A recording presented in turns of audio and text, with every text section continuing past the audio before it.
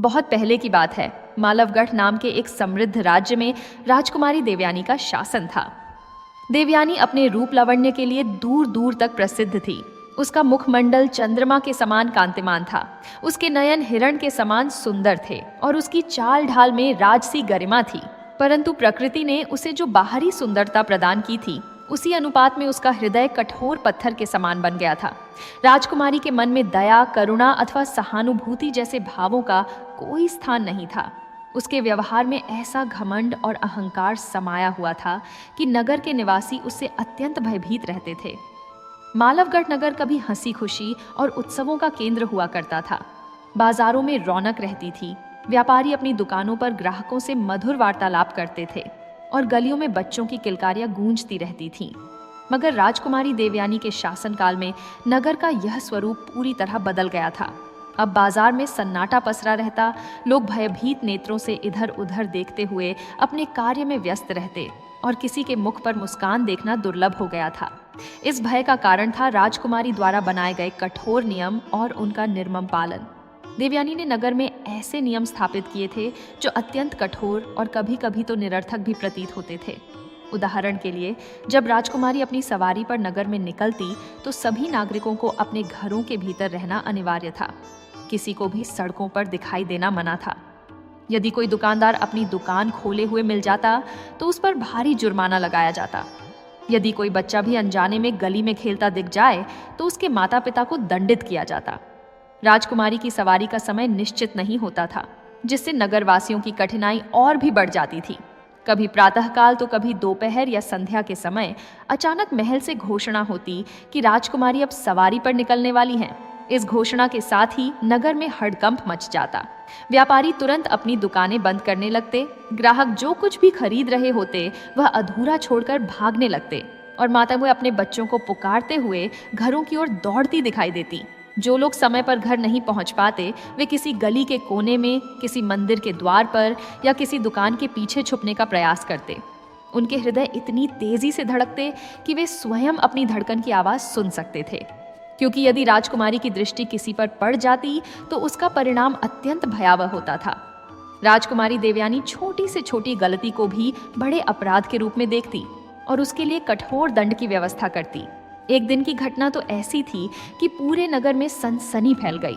यह घटना राजकुमारी की क्रूरता का एक ज्वलंत उदाहरण बन गई और नगरवासियों के मन में उसके प्रति भय को और भी गहरा कर दिया। उस दिन प्रातः काल का समय था। नदी के किनारे रहने वाला रामदीन नाम का एक मछुआरा अपनी पत्नी और 2 छोटे बच्चों के साथ अत्यंत गरीबी में जीवन यापन करता था।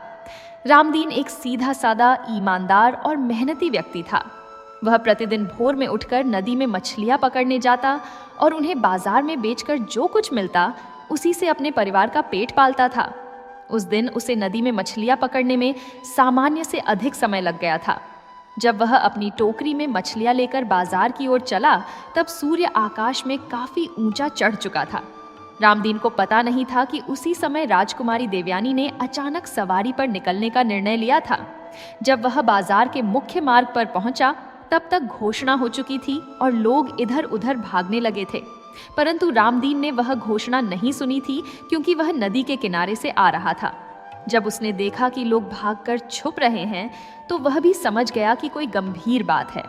उसने भी एक गली में मुड़ने का प्रयास किया, परंतु उसके भाग्य में कुछ और ही लिखा था। ठीक उसी क्षण राजकुमारी की सवारी वहां पहुंच गई। स्वर्ण से सजा रथ, जिसे 4 सफेद घोड़े खींच रहे थे, भव्य और शानदार था। राजकुमारी अपने रथ पर बैठी थी। उसके चारों ओर सिपाही और सेविकाएं थीं। राजकुमारी की तीक्ष्ण दृष्टि रामदीन पर पड़ी, जो मछलियों की टोकरी लिए हुए गली में मुड़ने का प्रयास कर रहा था। रुको! राजकुमारी ने कठोर स्वर में आदेश दिया। उसके आदेश पर सिपाहियों ने तुरंत रामदीन को घेर लिया। बेचारा मछुआरा कांपने लगा। उसने तुरंत राजकुमारी को प्रणाम किया और गिड़गिड़ाते हुए कहा, महारानी, मुझे क्षमा कर दीजिए। मैं नदी के किनारे था, मुझे घोषणा सुनाई नहीं दी। मैं जानबूझकर नहीं। चुप! राजकुमारी ने उसे बीच में ही रोकते हुए कहा, नियम का उल्लंघन हुआ है। अज्ञानता कोई बहाना नहीं है। तुमने मेरी सवारी के समय सड़क पर होने का दुस्साहस किया है। परंतु महारानी, रामदीन ने पुनः विनती की, मेरे घर में 2 छोटे बच्चे हैं। मैं तो केवल उनके लिए। मुझे तुम्हारे बच्चों से कोई सरोकार नहीं। राजकुमारी ने निर्दयता से कहा। फिर उसने अपने सेनापति की ओर मुड़कर आदेश दिया, इसे बंदी गृह में डाल दो। 2 दिन पश्चात इसकी दोनों आंखें फोड़ दी जाएं। यह इस नगर में सबके लिए एक उदाहरण होगा कि मेरे नियमों का उल्लंघन करने का क्या परिणाम होता है। यह सुनकर रामदीन के पैरों तले जमीन खिसक गई। वह राजकुमारी के चरणों में गिर पड़ा और रोते हुए कहने लगा, नहीं महारानी, मेरी आंखें मत फोड़िए। मैं अंधा हो जाऊंगा तो मेरे बच्चे भूखे मर जाएंगे। मुझे कोई और दंड दे दीजिए, मगर मेरी आंखें बख्श दीजिए। परंतु राजकुमारी का हृदय पत्थर से भी कठोर था। उसने सिपाहियों को संकेत किया और वे रामदीन को घसीट कर ले गए। उसकी चीख पुकार से पूरा बाजार गूंज उठा। जो लोग अपने घरों में छुपे हुए थे, उन्होंने खिड़कियों की दरारों से यह दृश्य देखा और उनके रोंगटे खड़े हो गए। जब राजकुमारी की सवारी आगे बढ़ गई, तब लोग धीरे धीरे बाहर निकले। रामदीन की पत्नी को जब यह समाचार मिला तो वह विलाप करती हुई महल के द्वार पर आई। उसके साथ उसके दोनों छोटे बच्चे भी थे, जो रोते हुए अपने पिता को बुला रहे थे। परंतु महल के द्वार पर तैनात सिपाहियों ने उन्हें भीतर नहीं जाने दिया। नगर के कुछ सलाहकार और मंत्री भी इस घटना से अत्यंत व्यथित हुए। उन्होंने राजकुमारी से मिलकर दया की गुहार लगाने का निर्णय किया। संध्या के समय वे राजमहल में राजकुमारी के दरबार में उपस्थित हुए। सबसे वरिष्ठ मंत्री विश्वनाथ ने साहस करके कहा, महारानी, वह मछुआरा एक गरीब व्यक्ति है। उसने जानबूझकर कोई अपराध नहीं किया। उसके परिवार की स्थिति अत्यंत दयनीय है। क्या आप उसे क्षमा नहीं कर सकती? राजकुमारी ने अपने सिंहासन पर बैठे बैठे मंत्री की ओर ऐसे देखा मानो वह कोई निम्न कोटि का जीव हो। उसने ठंडे स्वर में कहा, विश्वनाथ, तुम बुद्धिमान मंत्री हो, फिर भी तुम यह नहीं समझ पा रहे कि नियम सबके लिए समान होते हैं। यदि मैं एक व्यक्ति को क्षमा कर दूं, तो कल हर कोई नियमों का उल्लंघन करेगा और यह कहेगा कि वह भी अनजाने में ऐसा हुआ। नहीं, यह दंड निश्चित रूप से दिया जाएगा। परंतु महारानी, एक अन्य सलाहकार ने कहा, दंड इतना कठोर है कि वह व्यक्ति जीवन भर के लिए अपाहिज हो जाएगा। क्या उसे कोई अन्य दंड नहीं दिया जा सकता? राजकुमारी देवयानी क्रोधित हो उठी। उसने जोर से कहा, मैंने अपना निर्णय सुना दिया है। अब कोई भी इस विषय पर चर्चा नहीं करेगा। जो मेरे आदेश का पालन नहीं करेगा, उसे भी दंडित किया जाएगा। मंत्रियों और सलाहकारों ने समझ लिया कि राजकुमारी अपने निर्णय पर अडिग है। वे निराश होकर दरबार से चले गए। नगर में इस घटना की चर्चा हर गली कूचे में होने लगी। लोग फुसफुसाते हुए कहते, यह राज्य अब नरक बन गया है। राजकुमारी के हृदय में दया नामक कोई भाव ही नहीं है। उस रात पूरे नगर में एक अजीब सा सन्नाटा छाया हुआ था। रामदीन बंदी गृह में पड़ा रो रहा था। उसकी पत्नी और बच्चे अपने झोपड़े में रो रहे थे और नगर के लोग अपने घरों में दुबके हुए इस अन्याय पर मन ही मन रो रहे थे। परंतु किसी में इतना साहस नहीं था कि वह राजकुमारी के विरुद्ध खड़ा हो सके। क्या रामदीन को उसकी आंखें गंवानी पड़ेंगी? क्या नगर के लोग सदा इसी भय में जीते रहेंगे? और क्या राजकुमारी देवयानी का यह अहंकार और क्रूरता कभी समाप्त होगी? इन प्रश्नों के उत्तर तो भविष्य के गर्भ में छिपे हुए थे, परंतु नियति के हाथों में अवश्य कोई योजना थी जो धीरे धीरे प्रकट होने वाली थी। जब सिपाहियों ने रामदीन को पकड़कर घसीटना आरंभ किया, तब बाजार में उपस्थित सभी लोग अपने अपने घरों में छुपे हुए थे। खिड़कियों और दरवाजों की दरारों से वे यह भयावह दृश्य देख रहे थे, परंतु किसी में इतना साहस नहीं था कि वह बाहर आकर उस बेचारे मछुआरे की सहायता कर सके। राजकुमारी देवयानी का भय इतना प्रबल था कि लोगों की आवाज गले में ही अटक जाती थी। रामदीन को जब सिपाहियों ने पकड़ा था तो उसके हाथ से मछलियों की टोकरी छूटकर गिर गई थी। मछलियां इधर उधर बिखर गई थीं और कुछ तो सड़क पर तड़फड़ा रही थीं। यह दृश्य अत्यंत करुणाजनक था। एक ओर बेचारा मछुआरा सिपाहियों के हाथों घसीटा जा रहा था और दूसरी ओर उसकी मेहनत की कमाई सड़क पर बिखरी पड़ी थी। रामदीन की चीख पुकार से पूरा वातावरण गमगीन हो गया था, परंतु राजकुमारी देवयानी अपने रथ पर बैठी निर्विकार भाव से यह सब देख रही थी। ठीक उसी क्षण बाजार की एक गली से एक युवक प्रकट हुआ। उसका नाम अर्जुन था। अर्जुन लगभग 25 वर्ष का था, सुंदर और सुगठित शरीर का स्वामी। उसके मुखमंडल पर तेज था और उसकी आंखों में एक विचित्र निर्भीकता झलकती थी। वह नगर में नया आगंतुक था। कुछ दिन पहले ही व्यापार के सिलसिले में मालवगढ़ आया था। अभी तक वह राजकुमारी देवयानी की क्रूरता से परिचित नहीं था और न ही उसे नगर के कठोर नियमों की पूरी जानकारी थी। जब अर्जुन ने यह दृश्य देखा, एक निर्दोष मछुआरे को घसीटा जा रहा है, उसकी मछलियां सड़क पर बिखरी हैं और कोई भी उसकी सहायता नहीं कर रहा, तो उसका हृदय द्रवित हो गया। बिना एक क्षण गंवाए वह तेजी से आगे बढ़ा।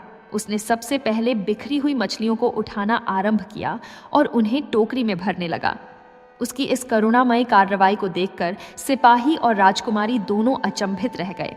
राजकुमारी ने अपने रथ को रुकवाया और कठोर स्वर में पूछा, तुम कौन हो और यह दुस्साहस कैसे किया तुमने? अर्जुन ने बड़ी शांति और विनम्रता से परंतु दृढ़ता के साथ उत्तर दिया, महारानी, मैं एक साधारण व्यापारी हूं और यह दुस्साहस नहीं, मानवता है। यह मछुआरा एक गरीब व्यक्ति है। इसने कोई जानबूझकर अपराध नहीं किया। यदि नियम का उल्लंघन हुआ भी है तो वह अनजाने में हुआ है। इतनी छोटी गलती के लिए इतना कठोर दंड उचित नहीं है। राजकुमारी के मुख पर क्रोध की रेखाएं उभर आईं। उसे विश्वास नहीं हो रहा था कि कोई उसके समक्ष इतनी निर्भीकता से बोल रहा है। उसने कहा, तुम्हें पता है कि तुम किससे बात कर रहे हो? मैं इस राज्य की राजकुमारी हूं। मुझे पता है महारानी, अर्जुन ने शांतिपूर्वक कहा। परंतु क्या राजसी पद का अर्थ यह है कि हम मानवता और दया को भूल जाएं? क्या राजा या राजकुमारी होने का अर्थ यह है कि हम निर्दोष व्यक्तियों को दंडित करें?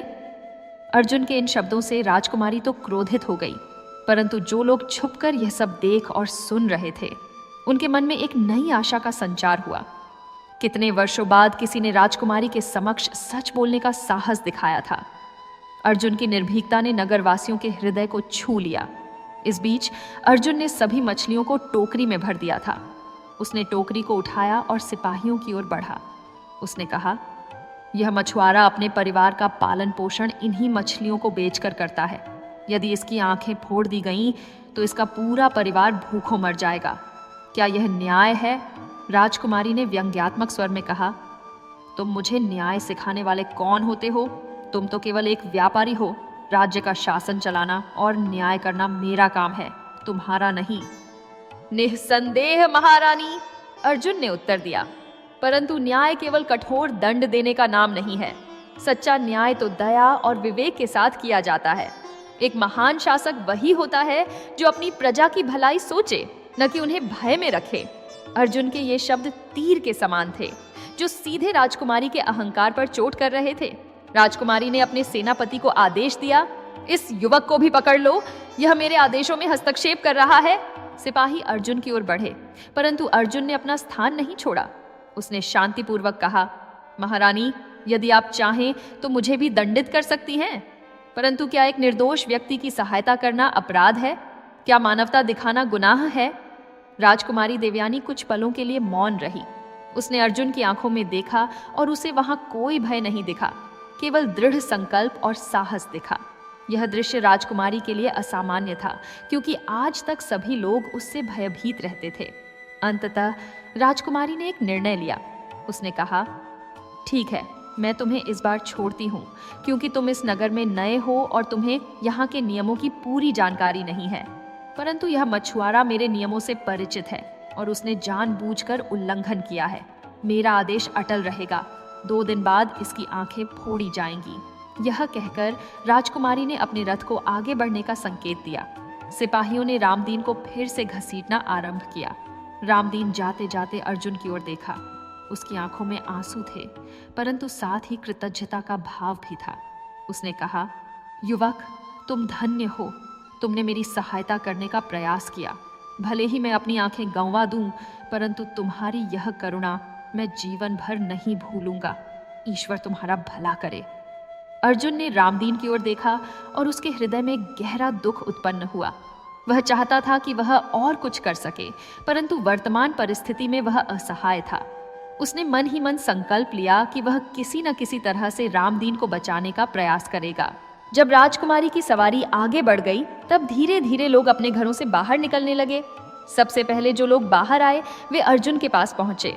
उनमें से एक वृद्ध व्यक्ति ने कहा, युवक, तुमने बहुत साहस दिखाया। कितने वर्षों बाद किसी ने राजकुमारी के समक्ष सत्य बोलने का साहस किया। परंतु सावधान रहना, राजकुमारी अत्यंत क्रूर है, वह तुम्हें भी हानि पहुंचा सकती है। एक महिला ने कहा, हाँ बेटा, तुम यहाँ नए हो इसीलिए बच गए, अन्यथा राजकुमारी तुम्हें भी दंडित कर देती। यहाँ के लोग तो अब मानवता को भूल चुके हैं, केवल अपनी जान बचाने में लगे रहते हैं। अर्जुन ने उन सभी की बातें सुनी। उसने पूछा, क्या यहाँ कोई ऐसा नहीं है जो राजकुमारी को समझा सके? कोई बुजुर्ग, कोई गुरु या कोई मंत्री?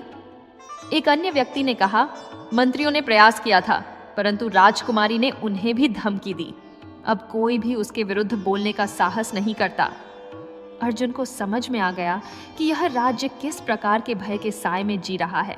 उसने मन ही मन सोचा कि यदि इस स्थिति को नहीं बदला गया तो एक दिन यह पूरा राज्य इस अत्याचार के बोझ तले दब जाएगा। उस दिन संध्या को जब अर्जुन अपने ठहरने के स्थान पर लौटा तो उसका मन अत्यंत व्यथित था। वह रामदीन की उस करुण दृष्टि को नहीं भूल पा रहा था। उसने सोचा, मुझे कुछ करना होगा। मैं यूं ही बैठकर एक निर्दोष व्यक्ति को दंडित नहीं होने दे सकता। परंतु प्रश्न यह था कि वह क्या कर सकता है? वह तो केवल एक व्यापारी था। इस राज्य में उसकी कोई पहचान नहीं थी। राजकुमारी के पास सेना थी, शक्ति थी और अधिकार था। फिर भी अर्जुन के हृदय में एक आशा की किरण थी। वह जानता था कि जहां अन्याय होता है वहां न्याय की संभावना भी अवश्य होती है। अगली सुबह अर्जुन ने नगर में कुछ पूछताछ की। उसे पता चला कि इस राज्य के राजा देवयानी के पिता हैं, परंतु वे बहुत वृद्ध और अस्वस्थ हैं। राज्य का सारा कार्यभार राजकुमारी देवयानी के हाथों में है। राजा लगभग 2 वर्षों से अपने कक्ष में ही रहते हैं और राज्य के कार्यों में भाग नहीं लेते। अर्जुन ने यह भी सुना कि राजकुमारी देवयानी का विवाह अभी तक नहीं हुआ है। कई राजकुमारों ने उससे विवाह का प्रस्ताव भेजा था, परंतु राजकुमारी ने सभी को अस्वीकार कर दिया। कहा जाता है कि राजकुमारी अत्यंत घमंडी है और उसे लगता है कि कोई भी उसके योग्य नहीं है। जब अर्जुन ने यह सब सुना तो उसके मन में एक विचार आया, परंतु वह विचार इतना साहसिक और जोखिम भरा था कि उसे स्वयं पर भी विश्वास नहीं हो रहा था। फिर भी रामदीन को बचाने के लिए कुछ तो करना ही होगा। नगर के लोगों ने अर्जुन की करुणा और साहस को देखा था और अब उनके मन में एक आशा जाग उठी थी। वे आपस में फुसफुसाते, यह युवक अलग है, शायद यह हमें इस अत्याचार से मुक्ति दिला सके। परंतु साथ ही उन्हें यह भी भय था कि कहीं राजकुमारी इस साहसी युवक को भी दंडित न कर दे। क्या अर्जुन रामदीन को बचाने में सफल हो पाएगा?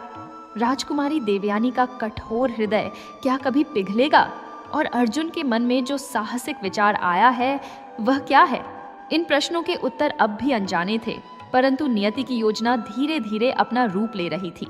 उस रात्रि जब पूरा नगर गहन निद्रा में था, मालवगढ़ के राजमहल में एक ऐसी घटना घटी जिसने पूरे राज्य में हलचल मचा दी। मध्य रात्रि के पश्चात राजकुमारी देवयानी के कक्ष में कुछ अजीब आवाजें सुनाई दी।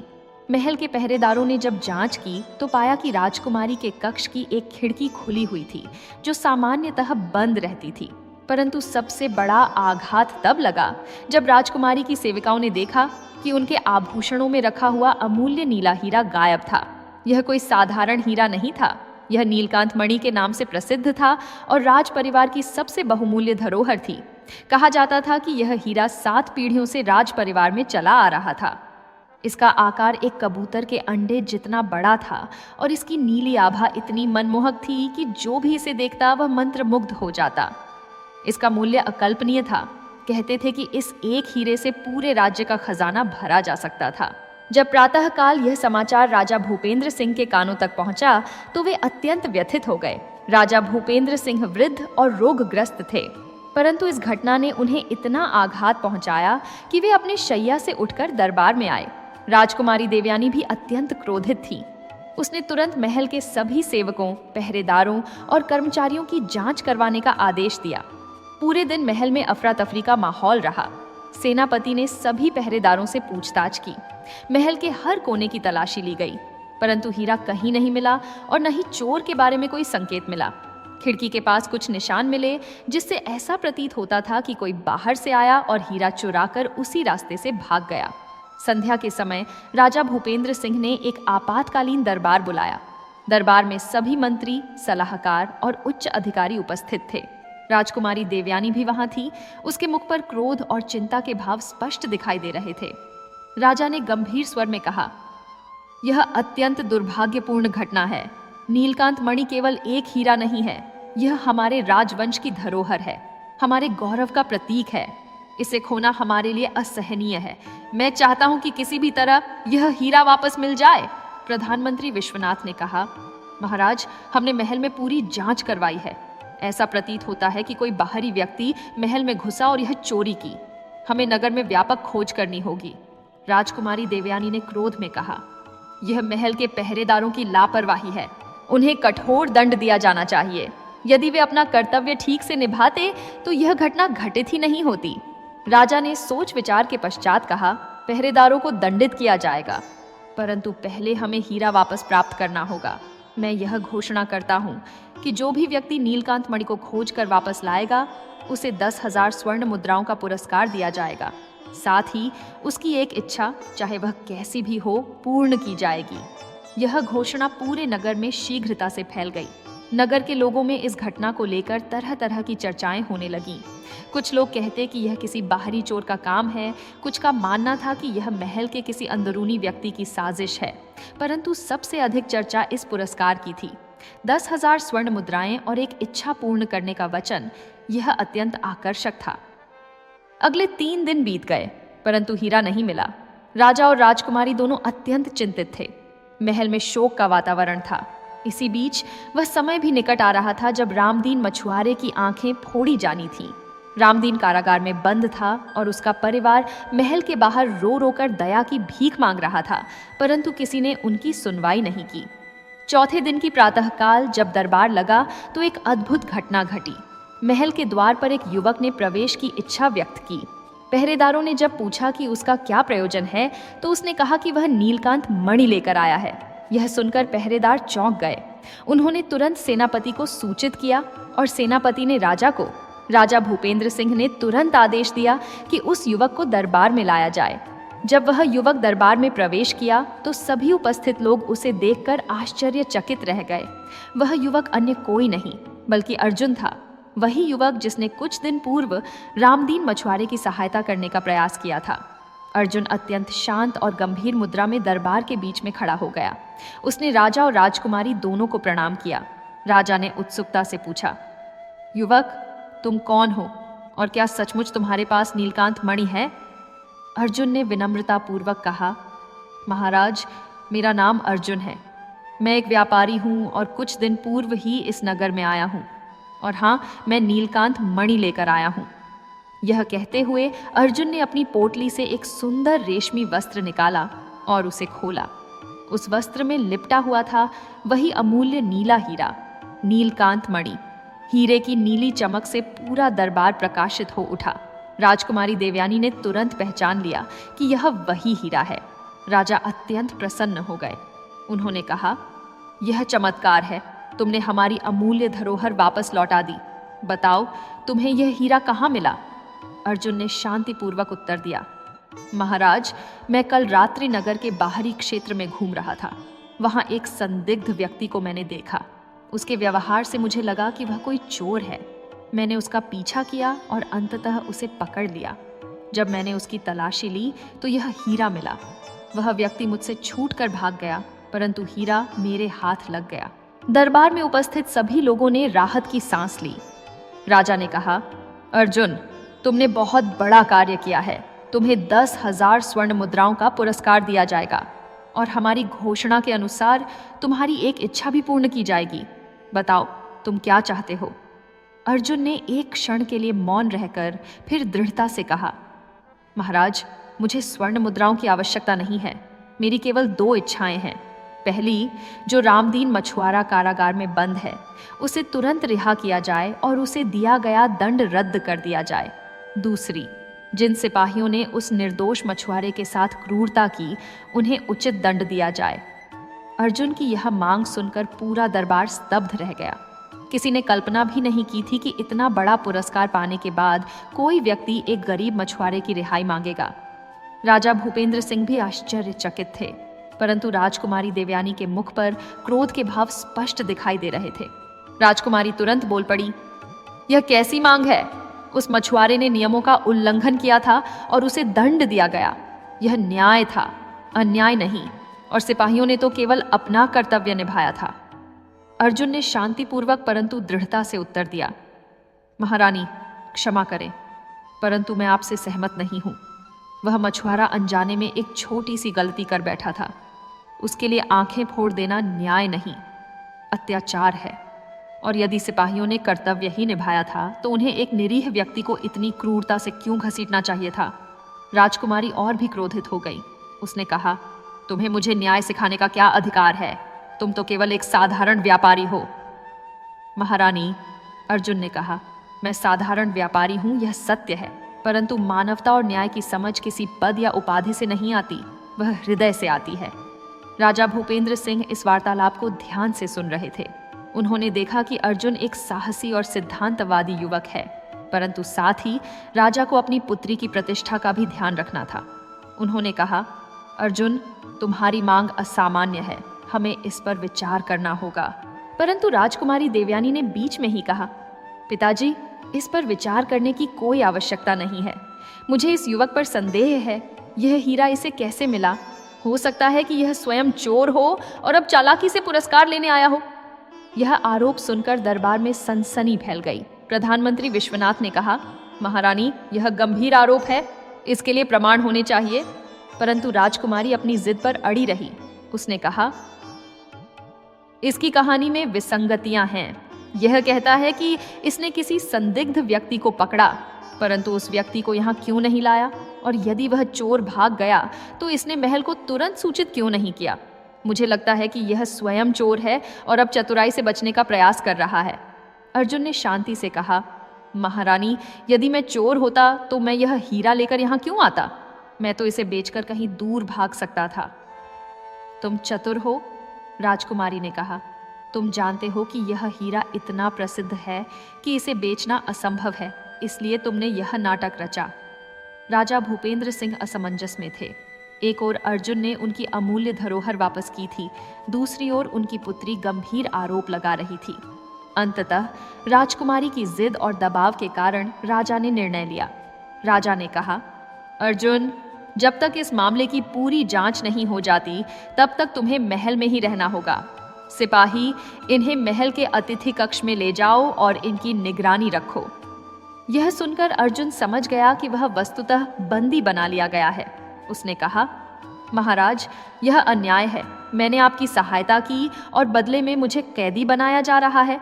परंतु राजकुमारी देवयानी ने कठोर स्वर में कहा, यदि तुम निर्दोष हो तो जांच में यह सिद्ध हो जाएगा, तब तक तुम यहीं रहोगे। सिपाहियों ने अर्जुन को घेर लिया। अर्जुन के पास कोई विकल्प नहीं था। वह चुपचाप सिपाहियों के साथ चला गया। दरबार में उपस्थित लोग इस अप्रत्याशित मोड़ को देखकर अवाक रह गए। जो युवक हीरा लौटाने आया था वह स्वयं आरोपी बन गया था। नगर में जब यह समाचार फैला तो लोग हैरान रह गए।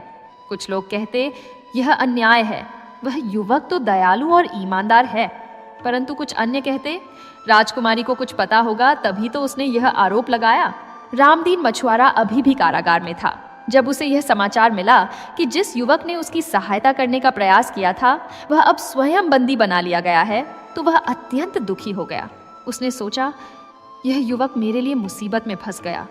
काश मैं उसकी सहायता कर पाता। क्या अर्जुन सचमुच चोर है या यह राजकुमारी का षड्यंत्र है? अर्जुन ने हीरा कहाँ से प्राप्त किया था? और क्या अब रामदीन और अर्जुन दोनों को ही दंडित किया जाएगा? इन रहस्यों का उत्तर अब भी छुपा हुआ था, परंतु नियति की चाल चलती रही और सत्य एवं न्याय की परीक्षा जारी थी। राजा भूपेंद्र सिंह ने अर्जुन के लिए कोई साधारण कक्ष नहीं बल्कि महल के सबसे सुरक्षित भाग में एक कमरा नियुक्त किया था। यह कमरा महल की तीसरी मंजिल पर स्थित था और इसमें केवल एक छोटी खिड़की थी जो इतनी ऊंचाई पर थी कि वहां से भागना लगभग असंभव था। कमरे का द्वार अत्यंत मजबूत लकड़ी का बना था और उस पर लोहे की मोटी सलाखें लगी हुई थीं। द्वार के बाहर 4 सिपाही निरंतर पहरा देते थे जो पलों में बदले जाते रहते थे ताकि कोई भी लापरवाही न हो सके। राजकुमारी देवयानी ने स्वयं सेनापति को आदेश दिया था कि अर्जुन पर कड़ी निगरानी रखी जाए। उसने कहा था, यह युवक अत्यंत चतुर प्रतीत होता है, कोई भी लापरवाही नहीं होनी चाहिए। प्रत्येक घंटे उसकी जांच करवाई जाए और सुनिश्चित किया जाए कि वह अपने कमरे में है। अर्जुन को उस कमरे में रखा गया था, परंतु उसे बंदी के समान नहीं बल्कि एक अतिथि के समान व्यवहार किया जा रहा था। उसे भोजन के लिए उत्तम व्यंजन दिए जाते थे और उसकी अन्य आवश्यकताओं का भी ध्यान रखा जाता था। परंतु यह सब केवल दिखावा था। वास्तव में अर्जुन एक कैदी ही था जिसे महल की 4 दीवारी से बाहर जाने की कोई अनुमति नहीं थी। पहले दिन अर्जुन ने अपने कमरे का सावधानी पूर्वक निरीक्षण किया। उसने दीवारों को टटोला, खिड़की की जांच की और द्वार की मजबूती को परखा। उसे समझ में आ गया कि इस कमरे से भागना अत्यंत कठिन था, परंतु असंभव नहीं। अर्जुन एक साधारण व्यापारी नहीं था, वह एक कुशल योद्धा और रणनीतिकार भी था, जिसने अपने जीवन में कई चुनौतीपूर्ण परिस्थितियों का सामना किया था। संध्या के समय जब उसे भोजन दिया गया तो अर्जुन ने भोजन परोसने वाले सेवक से विनम्रतापूर्वक बातचीत की। उसने पूछा, मित्र, क्या तुम मुझे बता सकते हो कि रामदीन मछुआरे को किस दिन दंड दिया जाएगा? सेवक ने डरते डरते कहा, कल सुबह।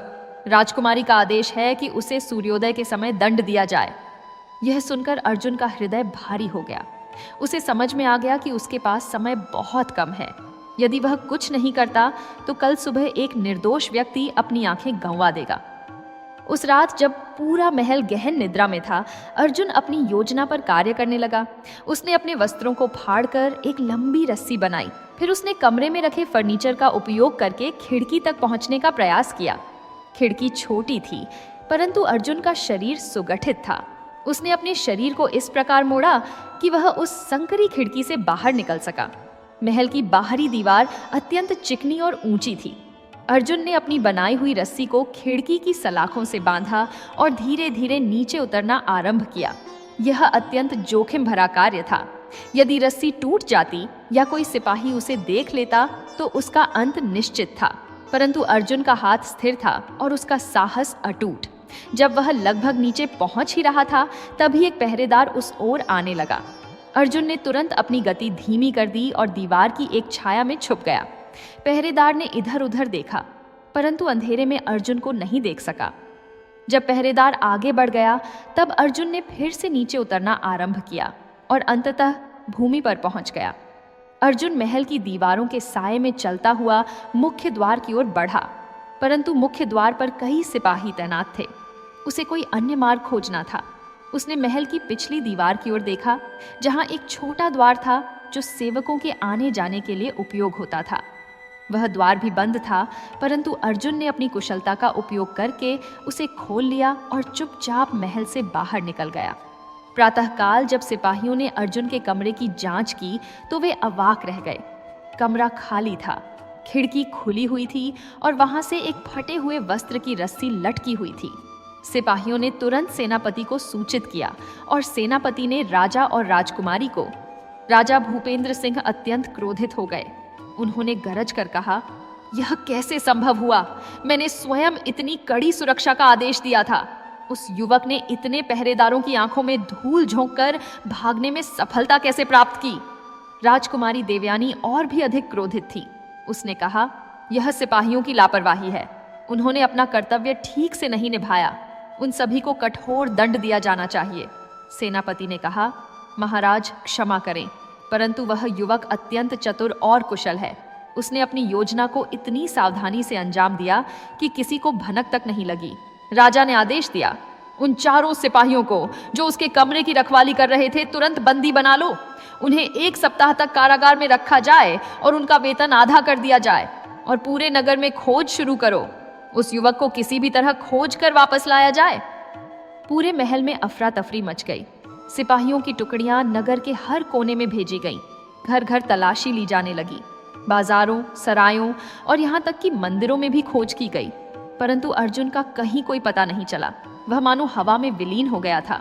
दरबार में जब मंत्रियों की बैठक हुई तो सभी इस घटना पर चर्चा करने लगे।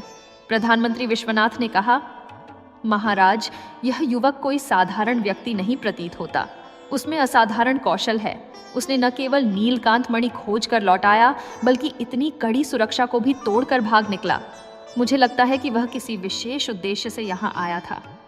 एक अन्य मंत्री ने कहा, परंतु उसका उद्देश्य क्या हो सकता है? उसने तो केवल उस मछुआरे की रिहाई मांगी थी। यदि वह कोई षड्यंत्र करना चाहता तो वह हीरा लेकर ही भाग सकता था। यही तो विचित्र बात है, विश्वनाथ ने कहा। उसका व्यवहार अत्यंत रहस्यमय है। वह न तो धन चाहता है न सत्ता। वह केवल एक गरीब मछुआरे की भलाई चाहता है। ऐसा व्यक्ति या तो अत्यंत महान है या फिर किसी बड़े षड्यंत्र का हिस्सा।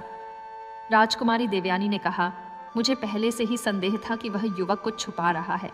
अब तो यह सिद्ध हो गया कि वह चोर था। उसने हीरा चुराया होगा और फिर चतुराई से वापस लौटाने का नाटक किया ताकि हमारा विश्वास जीत सके। परंतु राजा भूपेंद्र सिंह गंभीर सोच में डूबे हुए थे। उन्होंने कहा, नहीं देवयानी, यदि वह चोर होता तो वह हीरा लौटाने क्यों आता, और यदि उसका उद्देश्य महल में घुसना था तो वह पहले ही यह काम कर सकता था। मुझे लगता है कि इस युवक की मंशा कुछ और है। तो फिर वह क्यों भाग गया? राजकुमारी ने पूछा। राजा ने उत्तर दिया, शायद इसलिए कि उसे लगा कि हम उसके साथ अन्याय कर रहे हैं। उसने हमारी सहायता की और बदले में हमने उसे बंदी बना लिया। यह सोचकर उसने भागने का निर्णय लिया होगा। राजकुमारी असंतुष्ट थी, परंतु उसने कुछ नहीं कहा। दरबार में सभी मंत्री भी इस रहस्य को सुलझाने में असमर्थ थे। इसी बीच नगर में लोगों के बीच अर्जुन की चर्चा होने लगी। कुछ लोग उसे एक वीर युवक मानते थे जिसने अन्याय के विरुद्ध आवाज उठाई। कुछ अन्य उसे एक चालाक चोर मानते थे जो महल को मूर्ख बनाने आया था। परंतु अधिकांश लोगों के मन में उस युवक के प्रति सम्मान और कौतूहल दोनों था। रामदीन मछुआरा अभी भी कारागार में था। उसे कल प्रातःकाल दंड दिया जाना था और अब अर्जुन के भाग जाने के बाद कोई उम्मीद नहीं बची थी। उसकी पत्नी और बच्चे महल के द्वार पर बैठकर विलाप कर रहे थे, परंतु कोई उनकी सुनवाई नहीं कर रहा था। उस दिन संध्या के समय जब सूर्य क्षितिज में छुपने वाला था, महल के मुख्य द्वार पर एक विचित्र घटना घटी। एक वृद्ध साधु महल के द्वार पर आया और उसने सिपाहियों से राजा से मिलने की इच्छा व्यक्त की। साधु के वेश में वह व्यक्ति अत्यंत प्रभावशाली प्रतीत हो रहा था। उसके मुख पर दाढ़ी थी, उसके शरीर पर भगवा वस्त्र था और उसके हाथ में एक कमंडल था। सिपाहियों ने उससे पूछा, तुम कौन हो और क्या चाहते हो? साधु ने शांत स्वर में कहा, मैं एक सामान्य साधु हूँ। मैंने महल में घटित घटनाओं के बारे में सुना है और मुझे लगता है कि मैं राजा की सहायता कर सकता हूँ। मुझे उनसे मिलने की अनुमति दी जाए। सिपाहियों ने सेनापति को सूचित किया और सेनापति ने राजा को। राजा, जो इस रहस्य को सुलझाने के लिए अत्यंत उत्सुक थे, ने तुरंत उस साधु को दरबार में बुलाने का आदेश दिया। जब साधु दरबार में प्रविष्ट हुआ तो सभी उपस्थित लोगों ने उसे ध्यान से देखा। राजा ने पूछा, साधु महाराज, आप कौन हैं और आप मेरी क्या सहायता कर सकते हैं? साधु ने विनम्रतापूर्वक प्रणाम किया और कहा, महाराज, मैं केवल एक विनम्र साधक हूँ जो सत्य और न्याय की खोज में भटक रहा हूँ। मैंने सुना है कि आपके महल से एक युवक भाग निकला है और आप उसे खोज रहे हैं। मुझे लगता है कि वह युवक कोई अपराधी नहीं बल्कि एक सत्य का साधक है। राजकुमारी देवयानी ने तुरंत कहा, साधु जी, आप उस युवक को जानते हैं? साधु ने मुस्कुराते हुए कहा, हाँ महारानी, मैं उसे अच्छी तरह जानता हूँ और मुझे लगता है कि आपने उसके साथ अन्याय किया है। यह सुनकर पूरा दरबार स्तब्ध रह गया। राजा ने पूछा, यह आप क्या कह रहे हैं? स्पष्ट कीजिए। साधु ने शांतिपूर्वक कहा, महाराज, सब कुछ समय पर स्पष्ट हो जाएगा, परंतु पहले मैं आपसे एक प्रश्न पूछना चाहता हूँ। क्या आप सचमुच न्याय चाहते हैं या केवल अपनी इच्छा को पूर्ण करना चाहते हैं? यह प्रश्न सुनकर राजा भूपेंद्र सिंह गंभीर हो गए।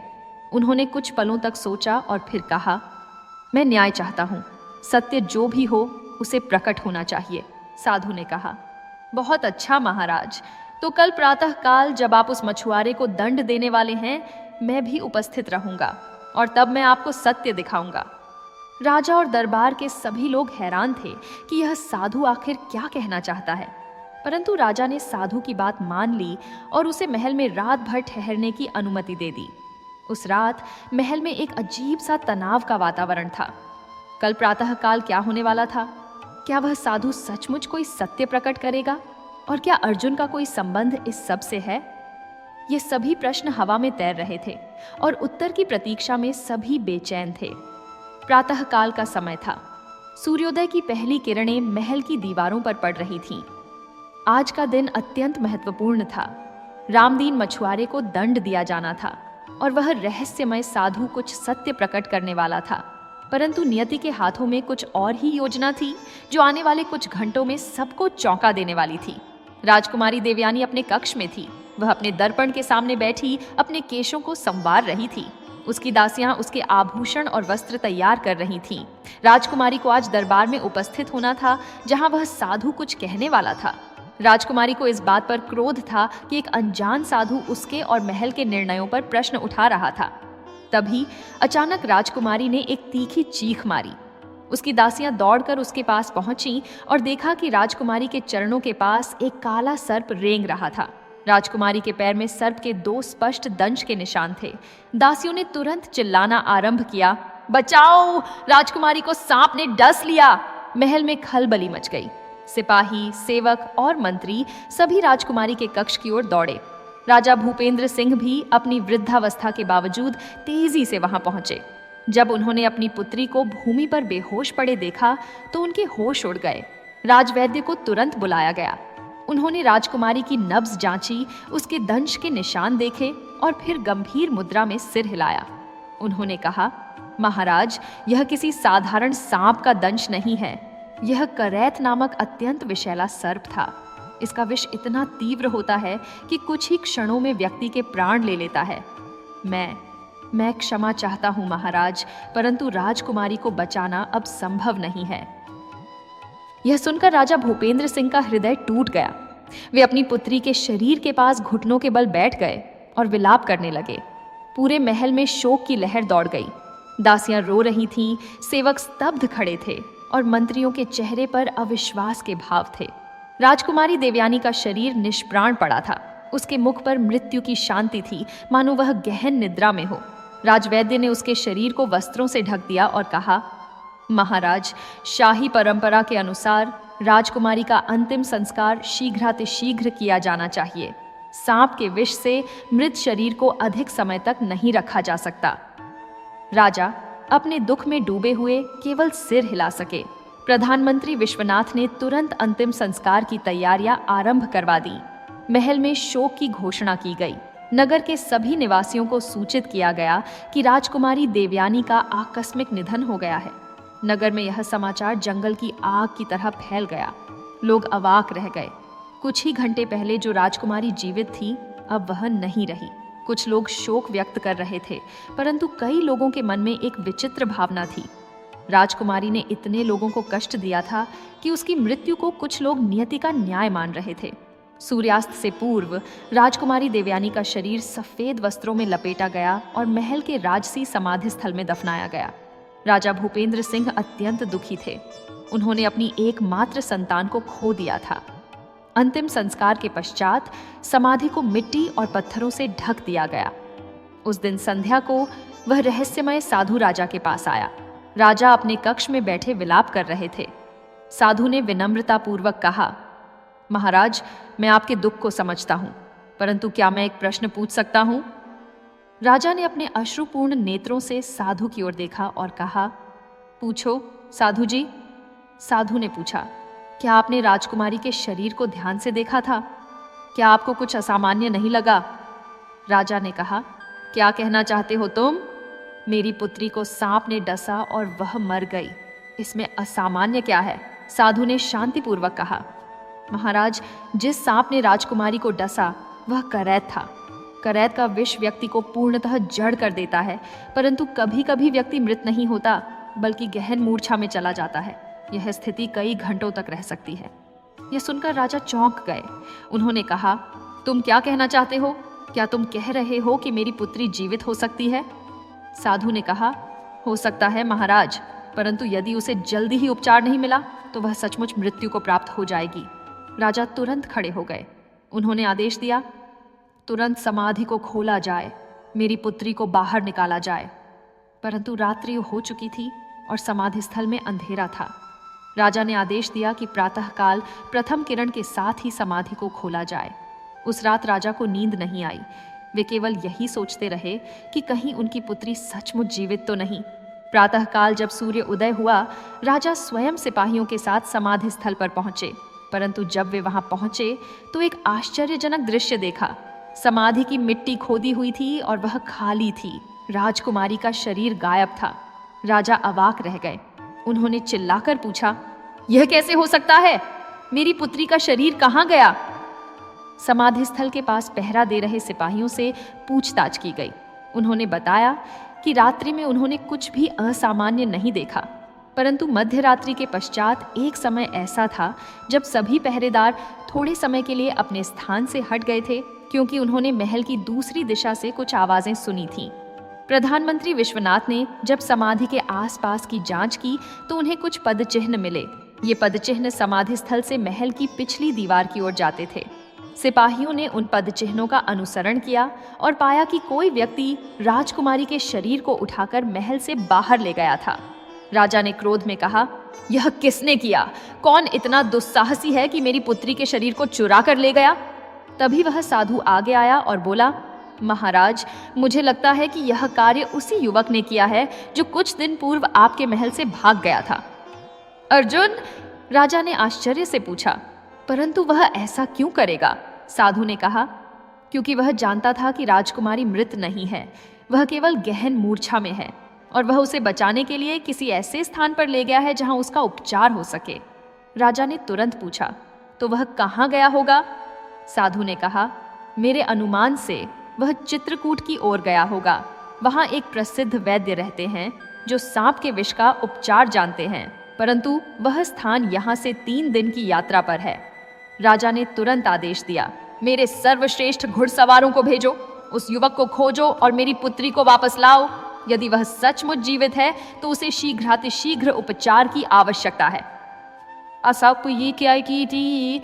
सिपाहियों की एक टुकड़ी तुरंत घोड़ों पर सवार होकर चित्रकूट की ओर प्रस्थान कर गई, परंतु अर्जुन को पूरी रात की बढ़त मिल चुकी थी। उधर अर्जुन राजकुमारी देवयानी को अपनी बाहों में लिए हुए तेजी से चित्रकूट की ओर बढ़ रहा था। उसने राजकुमारी के शरीर को सफेद वस्त्र में लपेटा हुआ था। राजकुमारी का शरीर अभी भी गर्म था और उसकी नब्ज अत्यंत मंद गति से चल रही थी। अर्जुन जानता था कि समय बहुत कम है। यदि वह शीघ्र ही वैद्यराज के पास नहीं पहुंचा तो राजकुमारी की मृत्यु निश्चित थी। अर्जुन ने रात भर बिना रुके यात्रा की। वह जंगलों से होकर, नदियों को पार करते हुए, पहाड़ियों पर चढ़ते हुए आगे बढ़ता रहा। उसका शरीर थका हुआ था, परंतु उसका संकल्प दृढ़ था। वह जानता था कि राजकुमारी ने उसके साथ और नगर के लोगों के साथ अन्याय किया था, परंतु फिर भी वह एक जीवन को बचाना चाहता था।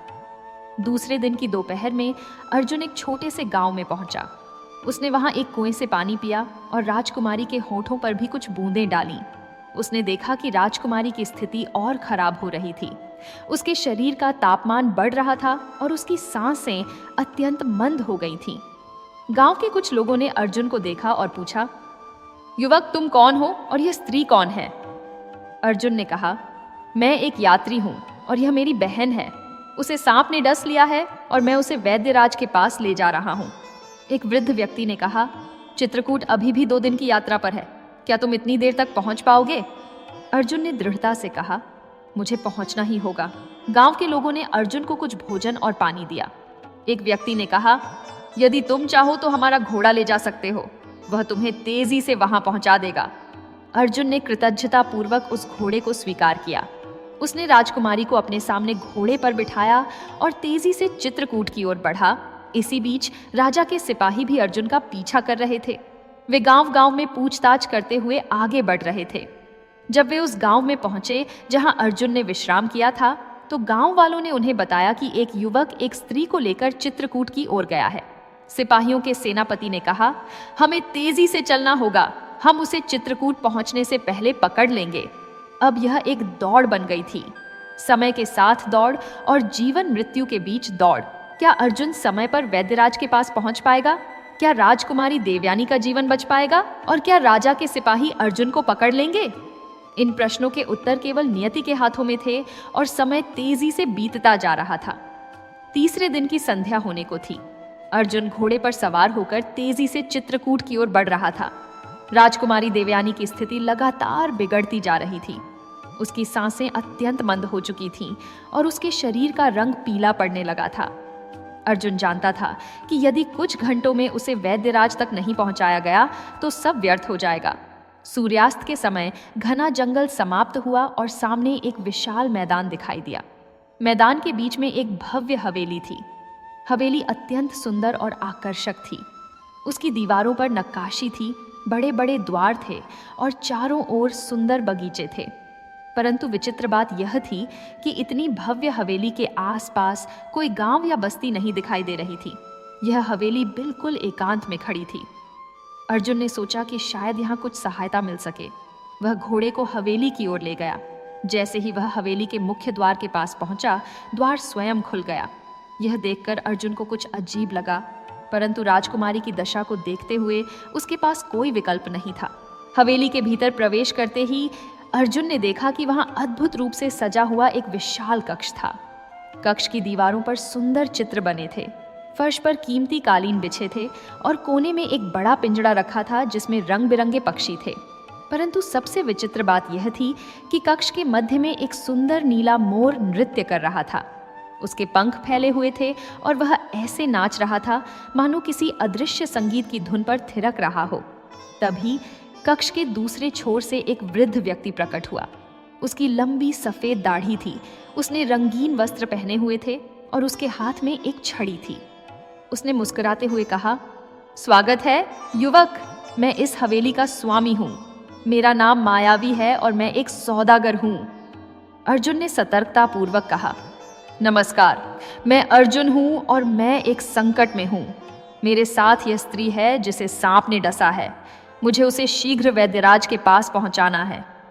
मायावी ने राजकुमारी की ओर देखा और फिर बोला, आह, यह तो गंभीर स्थिति है, परंतु रात्रिमय हो चुकी है और अब आगे यात्रा करना सुरक्षित नहीं है। इस जंगल में रात्रि के समय खतरनाक जंगली जानवर विचरण करते हैं। तुम आज रात यहीं रुक जाओ, प्रातःकाल तुम अपनी यात्रा जारी रख सकते हो। अर्जुन असमंजस में था। एक ओर राजकुमारी की स्थिति गंभीर थी, दूसरी ओर ये हवेली और इसका स्वामी कुछ अजीब प्रतीत हो रहे थे। परंतु रात्रि का अंधकार घना हो चुका था और घोड़ा भी थका हुआ था। अर्जुन ने निर्णय लिया कि वह यहाँ रात भर रुक जाएगा।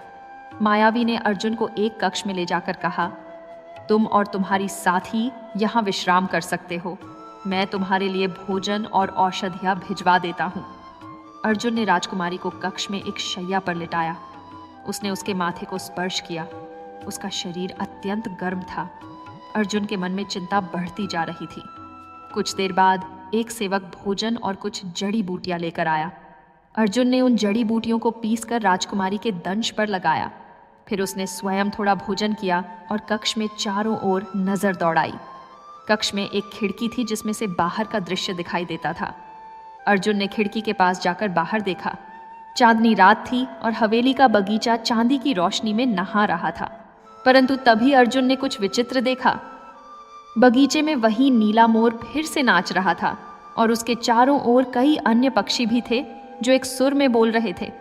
अर्जुन को यह सब अत्यंत रहस्यमय लगा। उसे लगा कि इस हवेली में कुछ तो अवश्य है जो सामान्य नहीं है। उसने अपनी कमर से एक छोटा रुमाल निकाला। यह रुमाल कोई साधारण रुमाल नहीं था। यह एक जादुई रुमाल था जो अर्जुन को उसके गुरु से प्राप्त हुआ था। इस रुमाल में विशेष शक्ति थी। यह अर्जुन को किसी भी प्राणी का रूप धारण करने की क्षमता प्रदान करता था। अर्जुन ने रुमाल को अपने माथे पर लगाया और मन ही मन मंत्र पढ़ा। अगले ही क्षण अर्जुन का शरीर बदलने लगा। वह छोटा होता गया और उसके शरीर पर शल्क उभरने लगे। कुछ ही पलों में अर्जुन एक छोटे काले सर्प में परिवर्तित हो गया। सर्प के रूप में अर्जुन कक्ष की दरार से बाहर निकला और हवेली के गलियारों में रेंगने लगा। वह मायावी के बारे में और इस हवेली के रहस्य के बारे में जानना चाहता था। वह चुपचाप गलियारों में आगे बढ़ा और एक बड़े कक्ष के द्वार के पास पहुंचा। द्वार में एक छोटी दरार थी जिसमें से अर्जुन ने अंदर झांका। वहां मायावी बैठा था और वह किसी से बातचीत कर रहा था, परंतु वहां कोई अन्य व्यक्ति नहीं था। मायावी उस नीले मोर से बात कर रहा था। मायावी बोल रहा था, तो आज एक और यात्री फंस गया है। यह युवक धनवान प्रतीत होता है। कल प्रातःकाल जब वह गहरी निद्रा में होगा तब हम उसका सारा धन और सामान ले लेंगे। और वह स्त्री, उसके आभूषण भी कीमती हैं। मोर ने अपना सिर हिलाया मानो वह सहमति दे रहा हो। तभी मायावी ने अपनी छड़ी उठाई और हवा में घुमाई।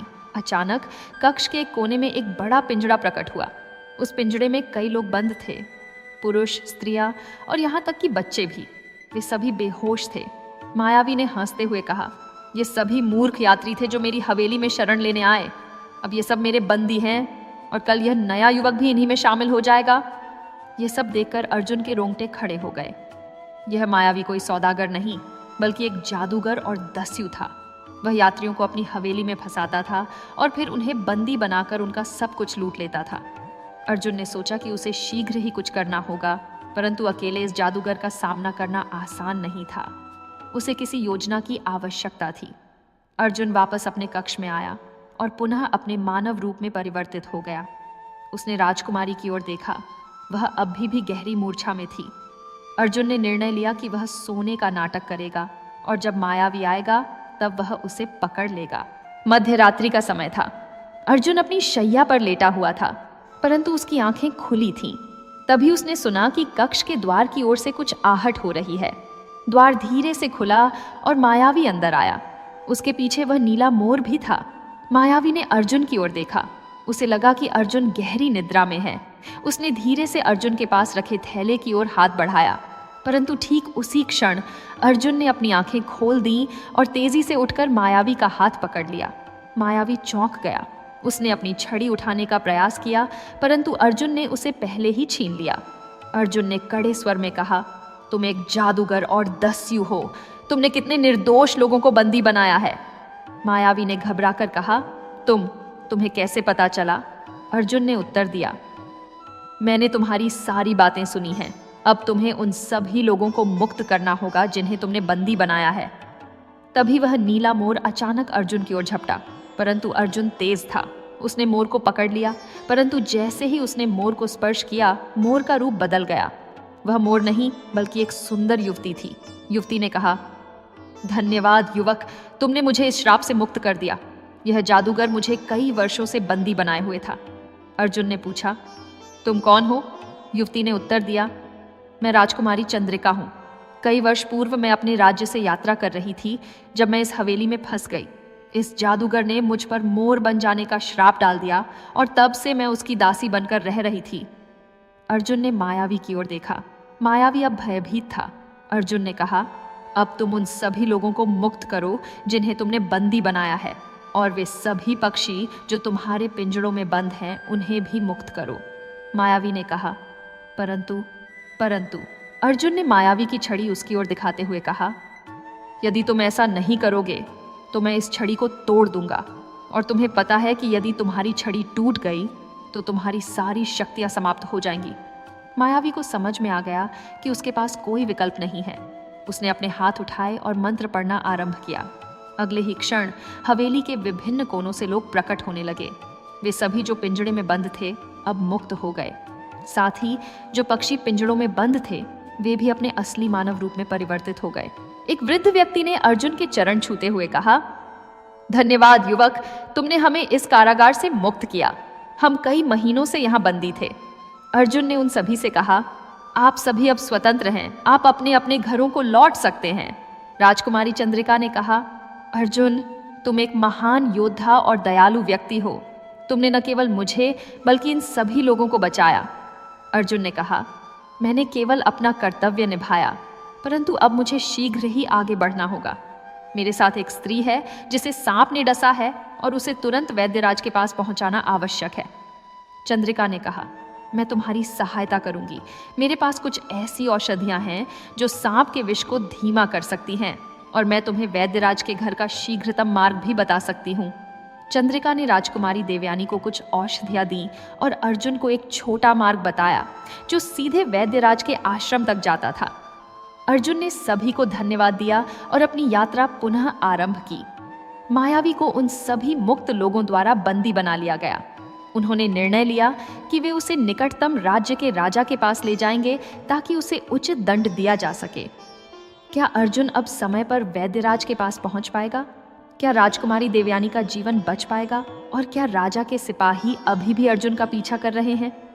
इन प्रश्नों के उत्तर अगले अध्याय में प्रकट होने वाले थे, परंतु एक बात स्पष्ट थी, अर्जुन की यात्रा अभी समाप्त नहीं हुई थी। अर्जुन ने जब मायावी को पराजित किया और सभी बंदियों को मुक्त कर दिया, तब राजकुमारी चंद्रिका ने उससे कहा, अर्जुन, तुमने तो केवल इन लोगों को मुक्त किया है, परंतु इस जादूगर की शक्ति का स्रोत अभी भी सुरक्षित है।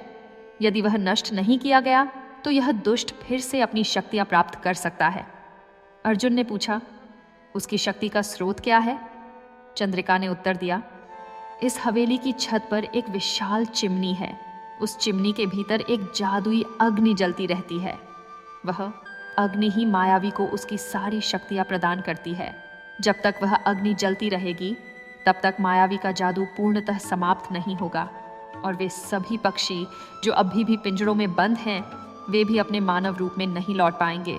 अर्जुन ने हवेली के चारों ओर देखा। वास्तव में कई पिंजरों में अभी भी विभिन्न प्रकार के पक्षी बंद थे, तोते, कबूतर, बुलबुल और कई अन्य। ये सभी पक्षी अत्यंत व्यथित दिखाई दे रहे थे और अपने पिंजरों की सलाखों को ठोंक ठोंक कर बाहर निकलने का प्रयास कर रहे थे। अर्जुन ने तुरंत निर्णय लिया।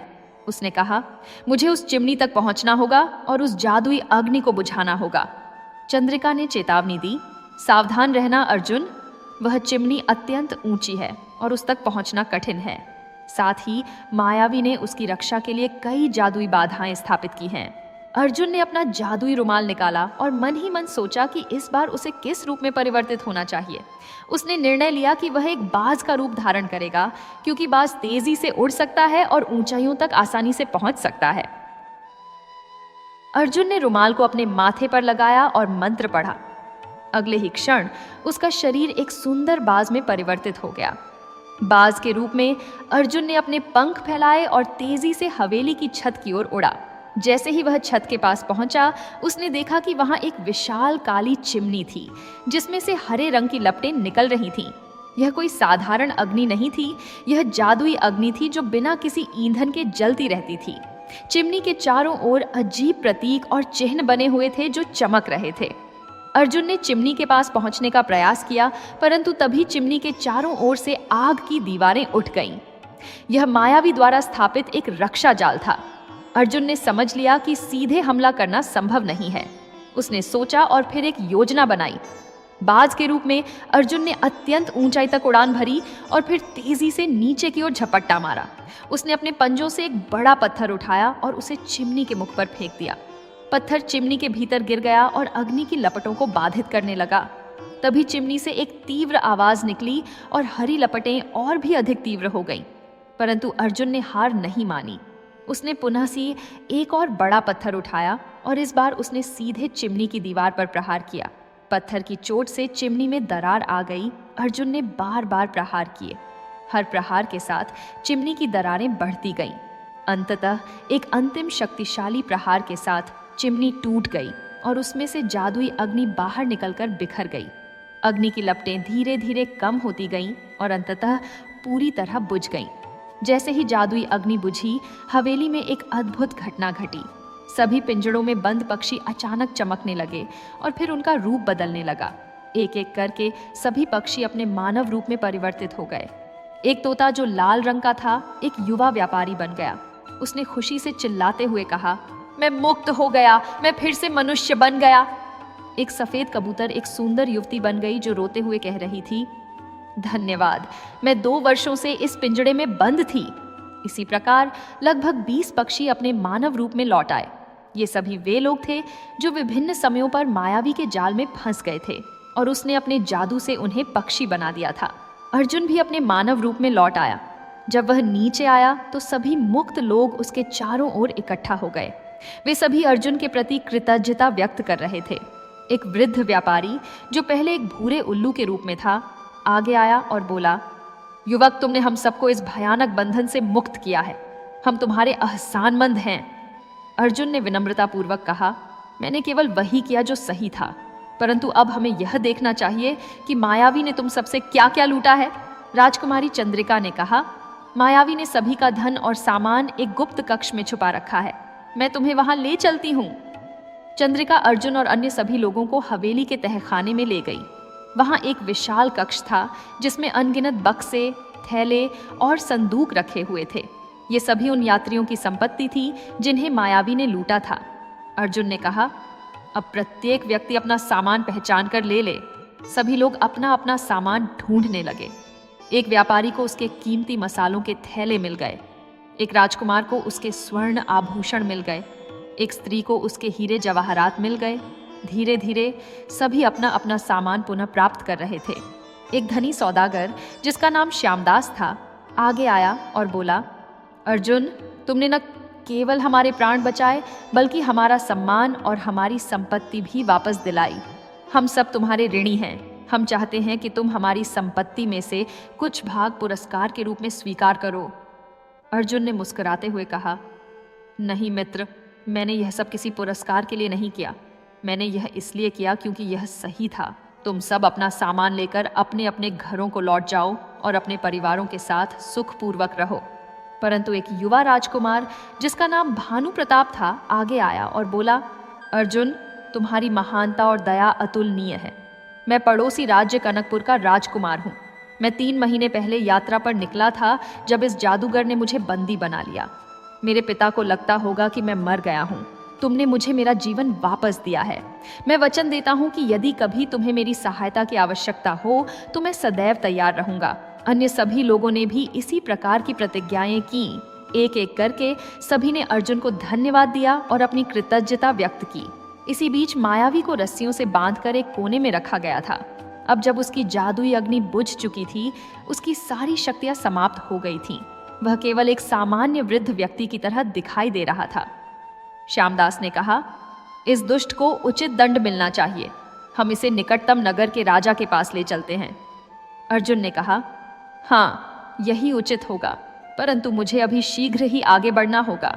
मेरे साथ एक स्त्री है जिसे सांप ने डसा है और मुझे उसे वैद्यराज के पास पहुंचाना है। राजकुमारी चंद्रिका ने कहा, अर्जुन, मैं तुम्हें वैद्यराज के आश्रम तक का सबसे छोटा मार्ग बता चुकी हूँ। यदि तुम उस मार्ग से जाओ तो सूर्योदय से पूर्व तुम वहां पहुंच जाओगे। और मैंने तुम्हें जो औषधियां दी हैं वे उस स्त्री के विष को कुछ समय के लिए नियंत्रित कर देंगी। राजकुमार भानु प्रताप ने कहा, अर्जुन, मेरे पास एक तेज घोड़ा है जो इस हवेली के अस्तबल में है। तुम उसे ले जाओ। वह घोड़ा अत्यंत तेज है और तुम्हें शीघ्र ही वैद्यराज के पास पहुंचा देगा। अर्जुन ने सभी को धन्यवाद दिया। उसने राजकुमारी देवयानी को उठाया और भानु प्रताप के घोड़े पर बैठ गया। सभी लोगों ने अर्जुन को विदा करते हुए उसकी यात्रा के लिए शुभकामनाएं दी।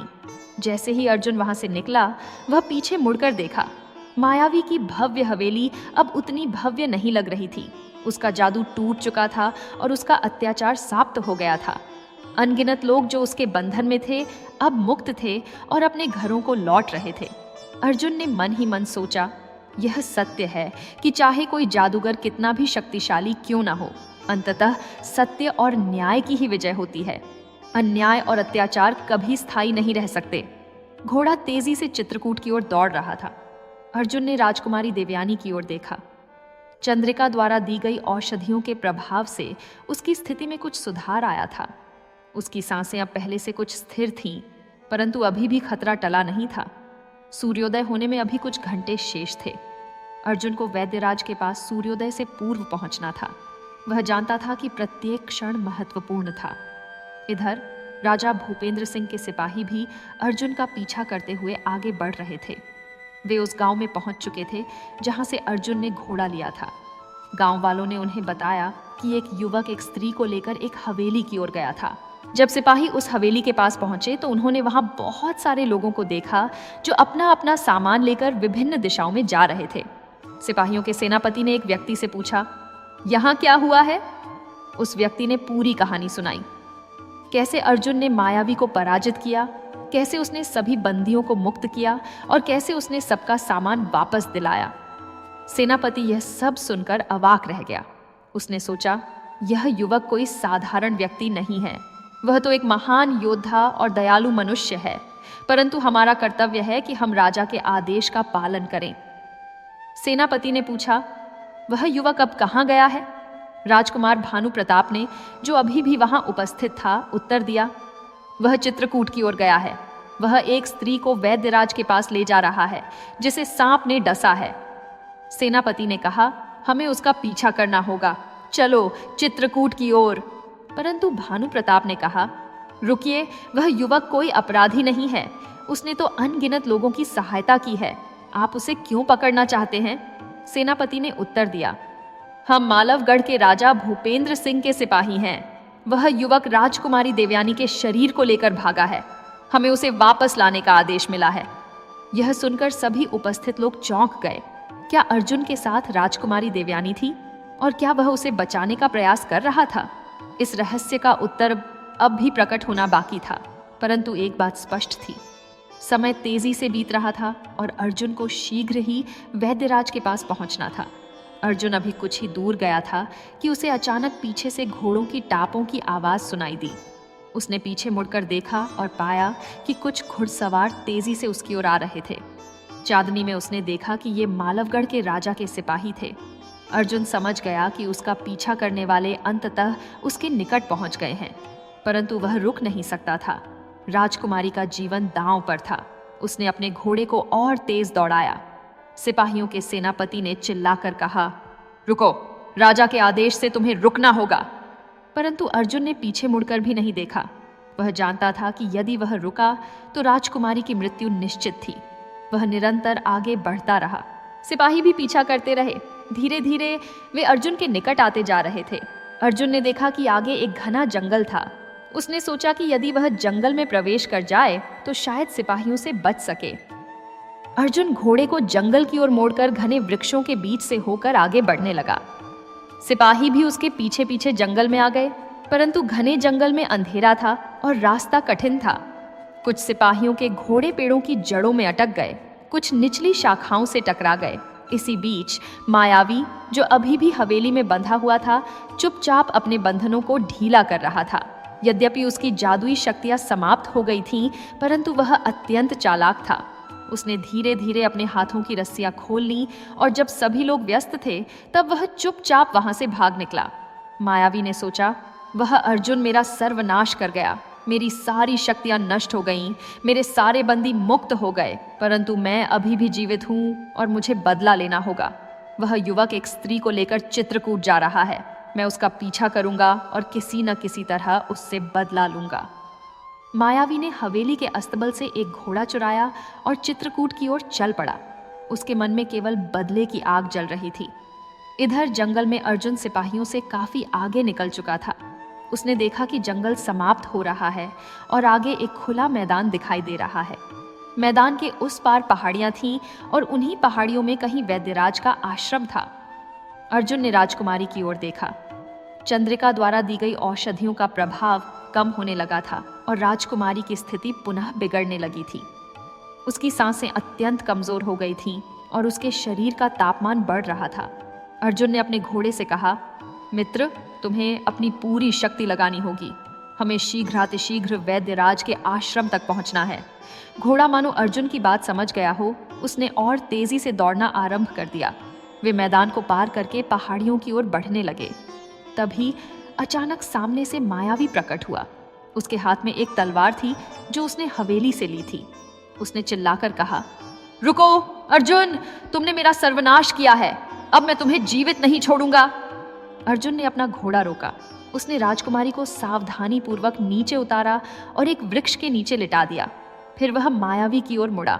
अर्जुन ने शांत स्वर में कहा, मायावी, तुमने इतने निर्दोष लोगों को कष्ट दिया। तुम्हारा अंत होना ही था। अब मार्ग से हट जाओ। मुझे इस स्त्री को वैद्यराज के पास ले जाना है। मायावी ने व्यंग्यपूर्ण हंसी हंसते हुए कहा, तुम सोचते हो कि मैं तुम्हें जाने दूंगा? कभी नहीं।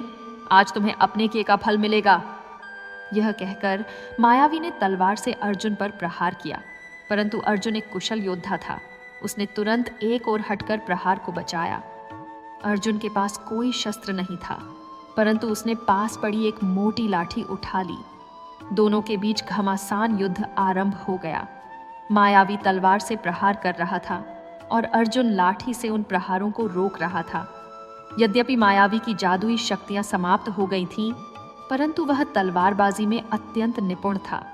युद्ध लंबा चलता रहा।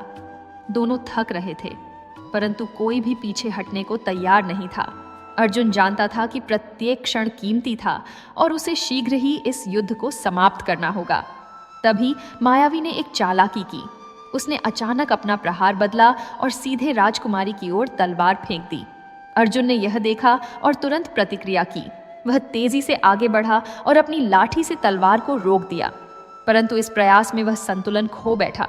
मायावी ने यह अवसर देखा और तुरंत आगे बढ़कर अर्जुन पर प्रहार करने का प्रयास किया, परंतु अर्जुन ने अपनी चपलता का प्रदर्शन करते हुए एक करवट ली और अपनी लाठी से मायावी के पैरों पर प्रहार किया।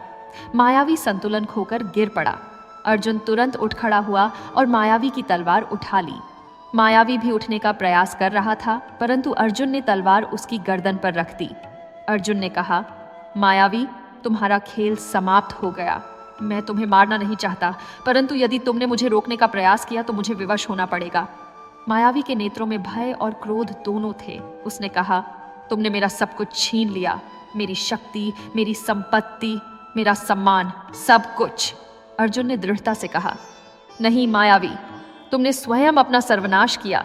जब तुमने निर्दोष लोगों को कष्ट देना आरंभ किया, तभी तुम्हारे पतन के बीज बो दिए गए थे।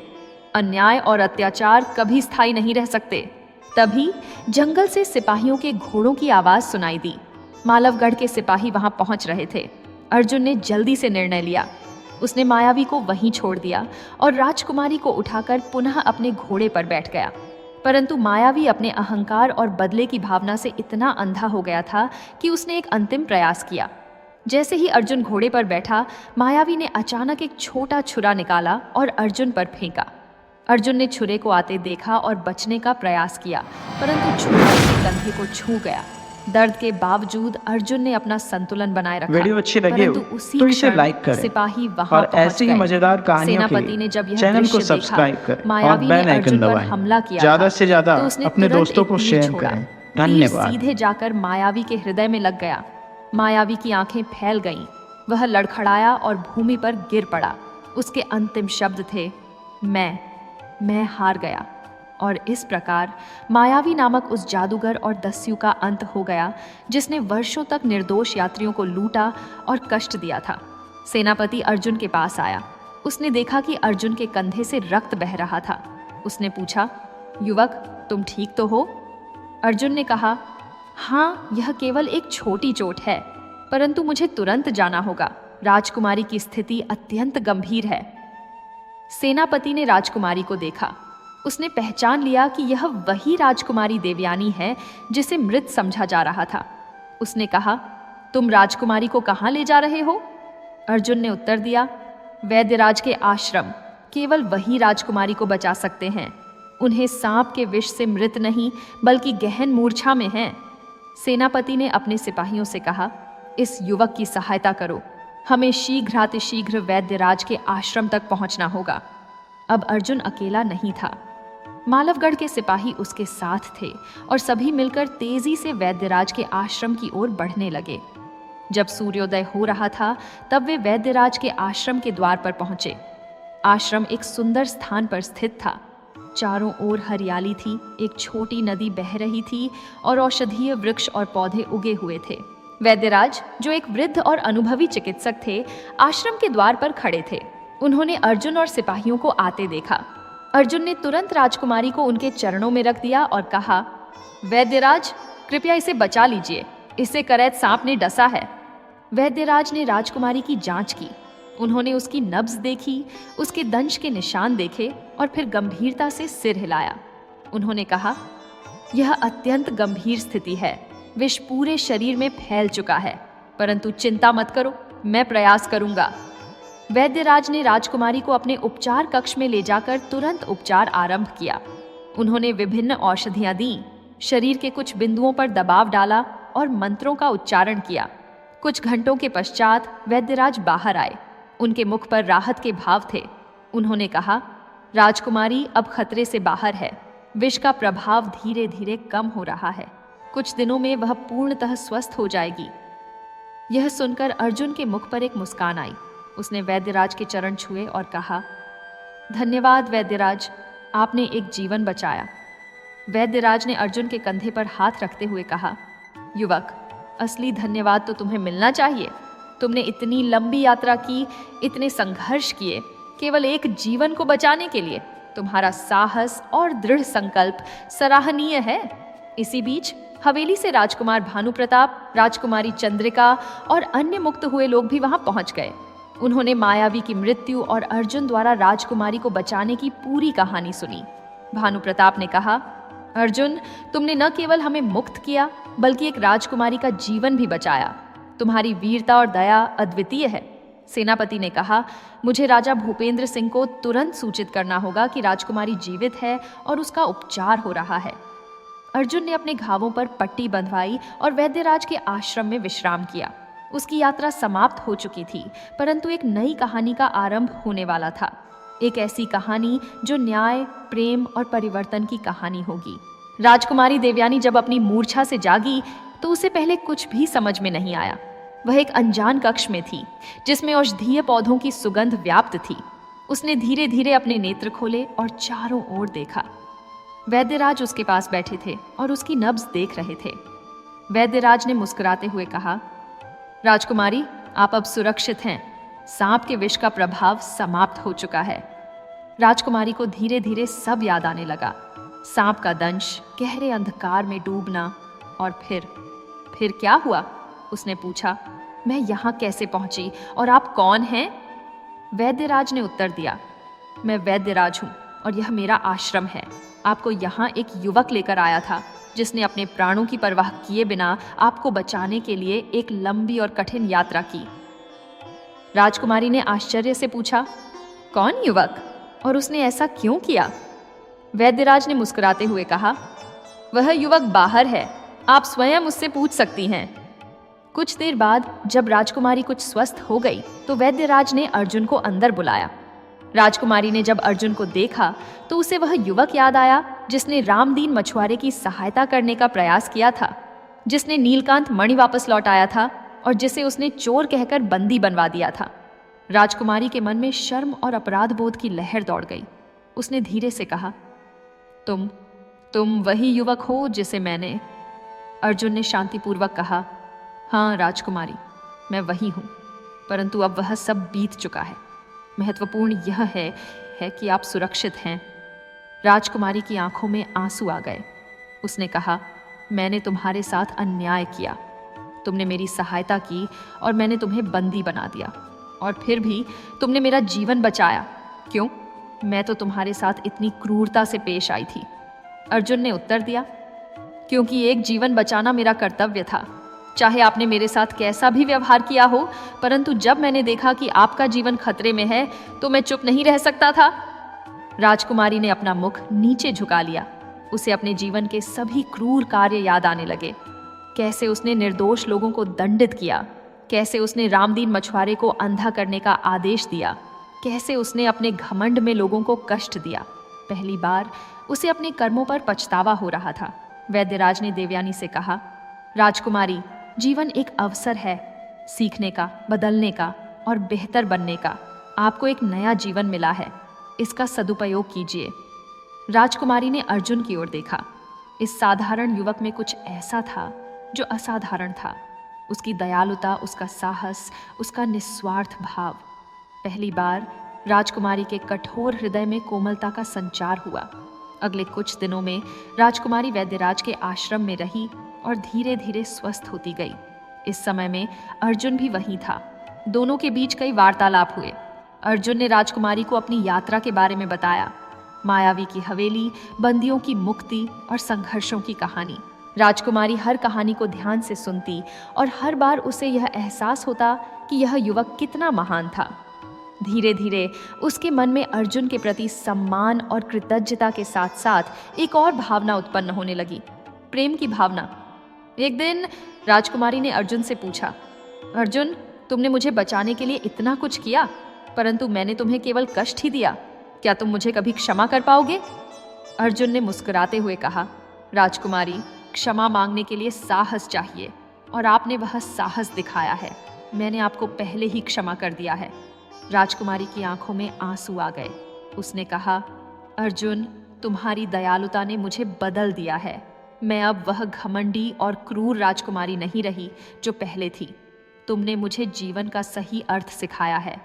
इसी बीच राजा भूपेंद्र सिंह को जब यह समाचार मिला कि राजकुमारी जीवित है और स्वस्थ हो रही है तो उनकी खुशी का ठिकाना नहीं रहा। वे तुरंत अपने मंत्रियों और सिपाहियों के साथ वैद्यराज के आश्रम की ओर प्रस्थान कर गए। जब राजा आश्रम पहुंचे और अपनी पुत्री को जीवित देखा तो वे भावुक हो गए। उन्होंने राजकुमारी को गले से लगाया और कहा, बेटी, मैंने सोचा था कि मैंने तुम्हें हमेशा के लिए खो दिया, परंतु भगवान की कृपा से तुम वापस आ गई। राजकुमारी ने अपने पिता से कहा, पिताजी, यह भगवान की कृपा नहीं बल्कि इस युवक की दया और साहस है। अर्जुन ने अपने प्राणों को जोखिम में डालकर मुझे बचाया। राजा ने अर्जुन की ओर देखा।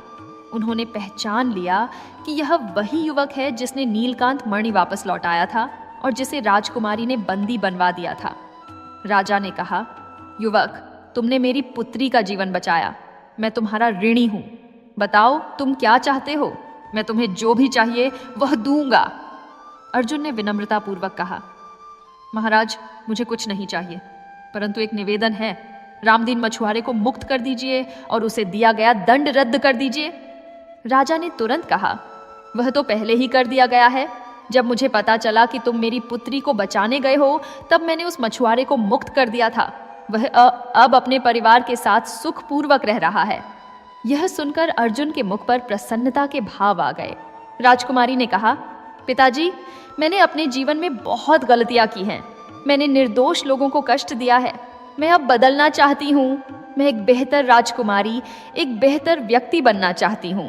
राजा ने अपनी पुत्री के इस परिवर्तन को देखा और अत्यंत प्रसन्न हुए।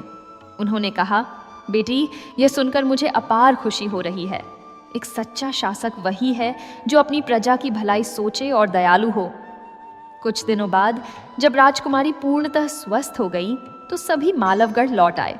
नगर में जब यह समाचार फैला कि राजकुमारी जीवित है और उसे अर्जुन ने बचाया है, तो पूरे नगर में खुशी की लहर दौड़ गई। परंतु सबसे बड़ा आश्चर्य तब हुआ जब राजकुमारी ने स्वयं नगर के मुख्य चौक में एक सार्वजनिक सभा बुलाई। हजारों लोग वहां इकट्ठा हुए। राजकुमारी ने मंच पर खड़े होकर कहा, मेरे प्रिय नागरिकों, मैं आज आप सबसे क्षमा मांगने आई हूँ। मैंने अपने घमंड और क्रूरता से आप सबको बहुत कष्ट दिया है। मैंने निर्दोष लोगों को दंडित किया है। मैंने आपके जीवन में भय का वातावरण बना दिया था। आज मैं सबके सामने अपनी गलतियों को स्वीकार करती हूँ और आप सबसे क्षमा मांगती हूँ। यह सुनकर पूरी भीड़ स्तब्ध रह गई।